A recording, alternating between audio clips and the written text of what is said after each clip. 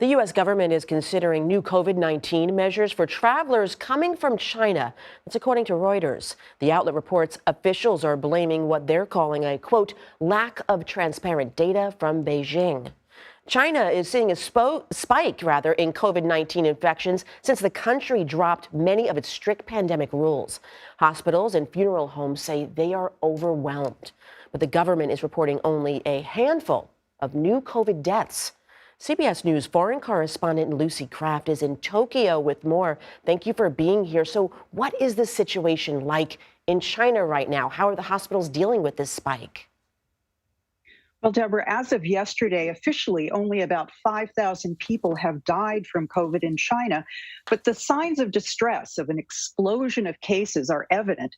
Crowded fever clinics, hospitals that have run out of beds. One doctor at a Beijing hospital said that their wards are so full, any new patients are forced to stay in the emergency room.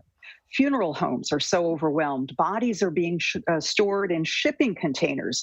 One post from northern China showed hallways filled with long lines of coffins. This is just heartbreaking, Lucy. Why is the Chinese government not reflecting this in their official stats? You know, it's common to use excess mortality as a gauge for measuring fatalities associated with the virus. The Chinese government has instead adopted an unusually narrow definition of COVID deaths so that their mortality rate appears quite low. This is at odds with WHO guidelines.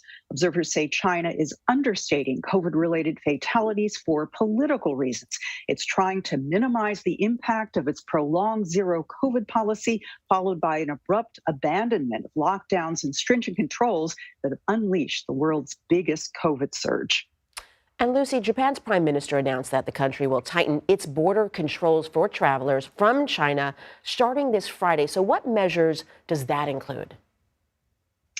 Yes, the border controls are basically a return to the strict protocols that Japan had maintained until last October, except that these new rules apply only to anyone entering the country from China.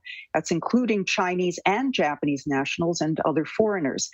Everyone will be screened for COVID. Those that test positive will have to quarantine for a week in a designated facility. The number of flights between Japan and China also will be limited to just a fraction of the number flying pre-pandemic. And Lucy, China announced it's lifting its border restrictions early next year. So what does that include and what are the concerns around it? So starting January 8th, inbound travelers will no longer be required to quarantine. This basically frees up Chinese to travel abroad freely again for the first time in 3 years. Travel sites in China were inundated less than an hour after the announcement. While the news is a relief to Chinese citizens, it worries other countries, Japan as well as the U.S., concerned about China's huge spike in COVID cases and the potential for unleashing new and possibly more dangerous virus mutations. Lucy Kraft, we thank you so much for your insight.